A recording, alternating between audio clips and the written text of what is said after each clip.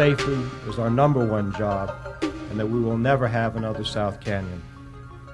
This workshop is most needed to begin the continuing open dialogue among all members of our wildland firefighting community that is our best hope for assuring that 1994 was our last bad firefighter safety year ever. We cannot make any strides in improving safety and indeed in improving the entire program unless we have some really good dialogue among ourselves and also with those whom we work with every day in other programs. Absolutely no employee's safety, no person's effort is subordinate in some way to the job itself. That safety has to be the most important part of that job. It's just integrated into it. I simply want to express the commitment to safety from the leadership of the Forest Service, and I think this workshop gives us the opportunity to share what we've learned. We have to depend on each other to do the job right. This means putting safety first on every assignment. To bring about meaningful change, we have to learn from the past. I was wondering what you see as the most important difference in this review that was not done in previous fatality reviews, such as the Loop and the Battlement Creek and Man Gulch and the Dude Fire. I think the difference is right here. If you look around this room, after battlement, we didn't do anything that was even close to this as far as intensity or interest or the effort that went into it. We never in our wildest dreams thought about doing anything like this, of having the top agency administrators, literally the secretaries of the two departments, very similar fire, highly involving BLM and Forest Service employees. If we don't make a difference, then we have no one to blame but ourselves. We can have great policies, but if the managers don't buy into it rationally, it doesn't work. I think you've put your finger on something that is critical, and that is that real safety is built in from the operation on up. Things are not going to get any better if we don't take some personal action. What we have is a sign of concern and a signal of commitment. That's what we are doing here today and tomorrow. We're voting with our presence. This is a very unique opportunity for us to come together.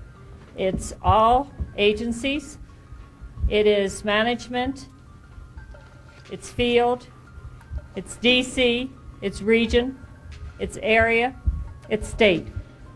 Supervisors, directors, incident commanders, we together are the fire community. We represent the fire community, and we have a job to do when we go back to make sure that the entire community hears what is said, has an opportunity to commit, as we are committing by our presence here today and tomorrow, to safety as first priority. It's nice to have that spectrum from the top all the way down to my level on a district. We have people from all levels and all different parts of the organization here communicating back and forth. We've got people from Washington, we got the ground-going firefighters who are here, and we're talking back and forth, you know, and the air of the environment here is that you can say what's on your mind. If we're truly thinking safety first, then we need to make the right decisions, though not always the easy ones. We need to be honest with the system, with ourselves, and with others to avoid jeopardizing firefighter safety. As managers, we can use this as an opportunity to train and to provide tools to our employees so that they can manage their responsibilities with confidence and that they're proud that their red cards really mean something. This politics of tactics that encourage excessive risk-taking and any abandonment of the 10 and 18 to supersede sound judgment and what I would term good basic suppression sense. The cost in human terms is too high, and South Canyon is only one visible, debatable example of that. Don't wait for direction.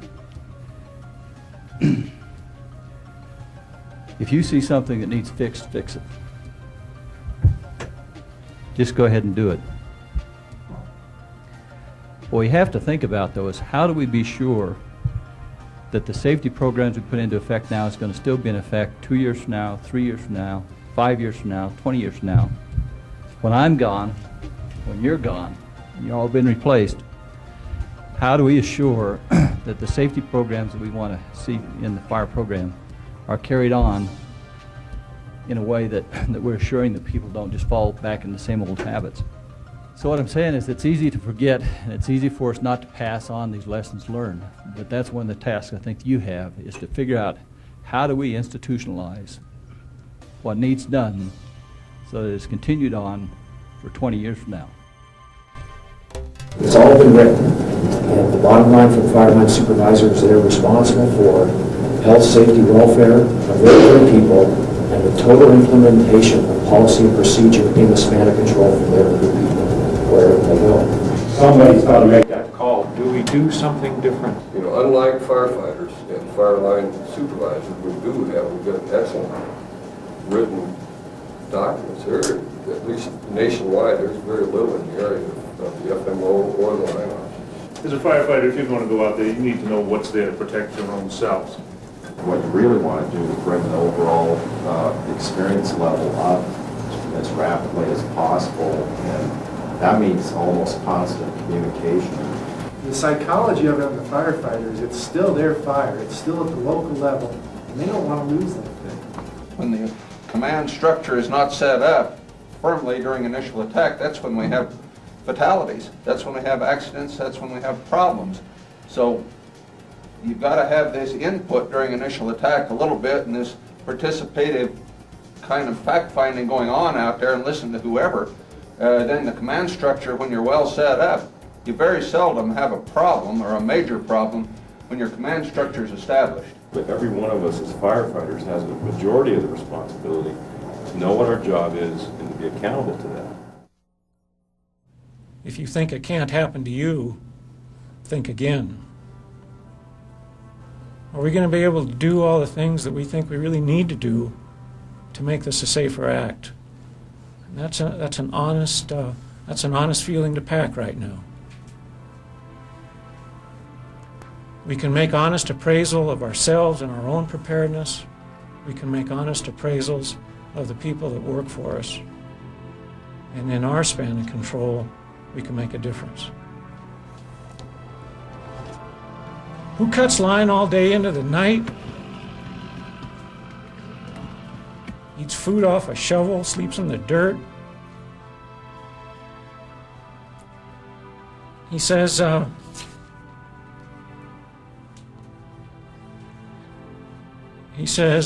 it's the kids who wound up not being pulled back down when they climbed the highest tree. It's a proud outfit. It's a can-do outfit. Where'd you hear that not too long ago? It's a can-do outfit. These are can-do crews. It's a real short step between can-do and make-do, and from make-do to tragedy. If the forests that we work in start to come undone and get too hot, we'll go contain, confine, and we'll make do. If our budgets drop, we'll go with 3 per engine instead of 5, and we'll make do. If we come up short division soups, we'll rob a hotshot crew of the division of that hotshot soup and put them on the division, and we'll make do.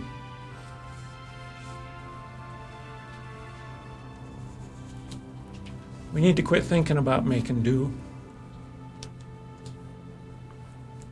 Maybe we need to quit thinking about just doing the job and begin thinking about doing the job right. Let's stick with it. Let's try to make a difference. Let's have a safe journey home.